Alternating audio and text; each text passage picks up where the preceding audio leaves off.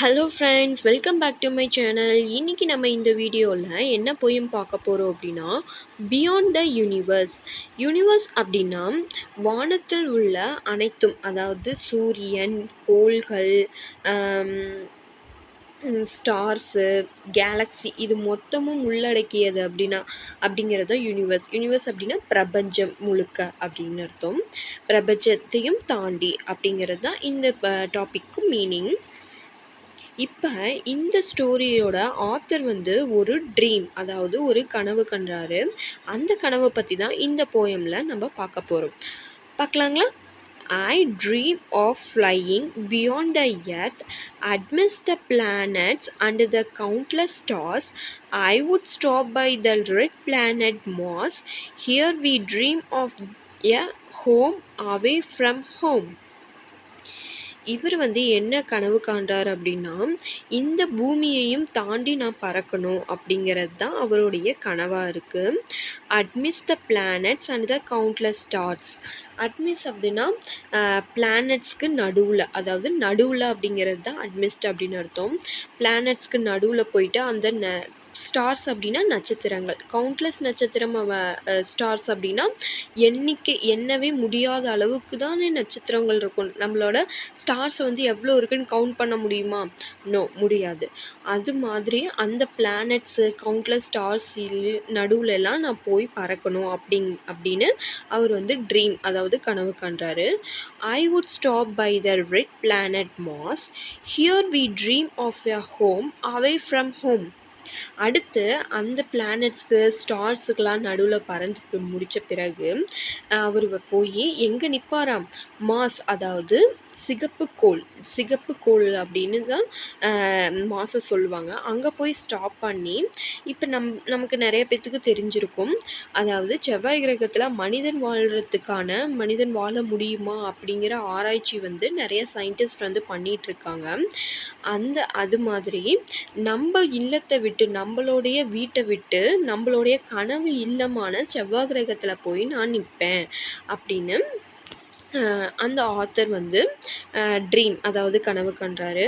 Fly on to watch the Saturn with its ring and moons. Next எங்கே பறப்பார் அப்படின்னா, satin அப்படின்னா சனி கிரகம் அப்படின்னு சொல்லுவோம்ல, அதுதான். அது சுற்றி எப்படி இருக்குமா, ஒரு ரிங் மாதிரி, ஒரு சர்க்கிள் மாதிரி. அந்த கிரகம் ரவுண்ட் ஷேப்பில் இருக்கும், சர்க்கிள் ஷேப்பில் இருக்கும். அதை சுற்றி ஒரு ரிங் மாதிரி இருக்கும். அதில் அந்த கிரகத்தில் நிறைய மூன்ஸ்லாம் இருக்கும் அப்படின்னு அதை போய் நான் பார்ப்பேன் அப்படின்னு சொல்கிறாரு. Then I stopped by Jupiter, marveled by its red storms that look like marbles. அடுத்து என்ன பண்ணுறாருனா, அடுத்து எங்கே போகிறாருனா ஜூபிட்டருக்கு போகிறாராம். அங்கே போய் ஸ்டாப் பண்ணி அவர் ரெட் ஸ்டோம்ஸ், அதாவது ஸ்டோம்ஸ் அப்படின்னா புயல், சிகப்பு புயல் உருவாகிறது நான் பார்ப்பேன். மார்பிள்னால் வியந்து பார்க்குறது, ஓகேங்களா? அதை நான் போய் பார்ப்பேன். அது எப்படி இருக்குமா, அந்த ரெட் ஸ்டோம் லைக் அ மார்பிள்னால் பளிங்கு அப்படின்னு சொல்லுவாங்க. அப்படியே மார்பிள் மாதிரி அப்படியே மின்ற மாதிரி அவருக்கு தோணுமா. அது மாதிரி வியந்து பார்ப்பேன் அப்படின்னு ஜூபிட்டரை பற்றி சொல்கிறாரு.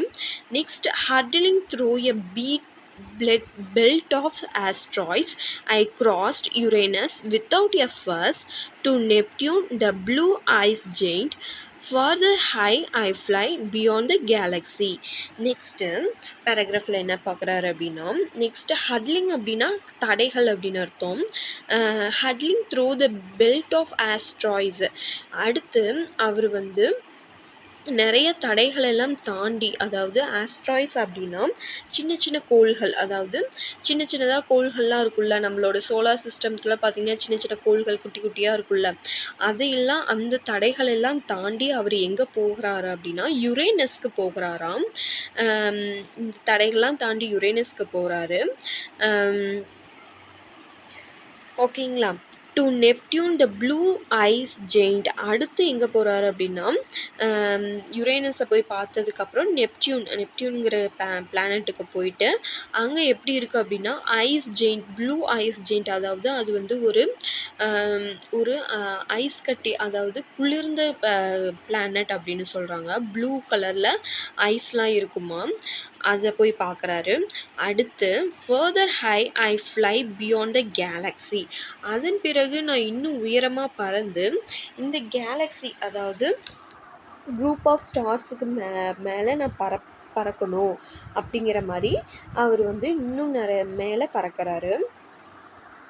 To meet the creator. அதுக்கு மேலே கேலக்ஸிக்கும் மேலே பறந்து போய் நான் வந்து யாரை மீட் பண்ணணும்? க்ரியேட்டர், அதாவது இந்த பிரபஞ்சத்தை உருவாக்கியவர் யார் அப்படிங்கிறத நான் பார்க்கணும், கடவுளை பார்க்கணும் அப்படின்னு க்ரியேட்டரை மீட் பண்ண போகிறேன் அப்படின்ட்டு போகிறாரு. Of this magnificent display to take me beyond the Milky Way to voyage across the galaxies. What is mean by magnificent? மேக்னிஃபிஷியன்ட்னா ஒரு அற்புதமான அப்படின்னு சொல்லுவாங்க. இந்த அற்புதமான இந்த பிரபஞ்சத்தை, இந்த யூனிவர்ஸை உருவாக்குறவர் யார்? அந்த க்ரியேட்டரை நான் மீட் பண்ண போகிறேன் அப்படின்ட்டு இந்த பொயட்டை வந்து கனவு காண்றாரு. அவரை பார்க்க போகிறார், க்ரியேட்டரை பார்க்க போகிறாரு. To take me beyond the Milky Way. அவர் மில்கி வேயும் தாண்டி போகிறாராம். ஓகேங்களா? Milky Way, what is mean by Milky way?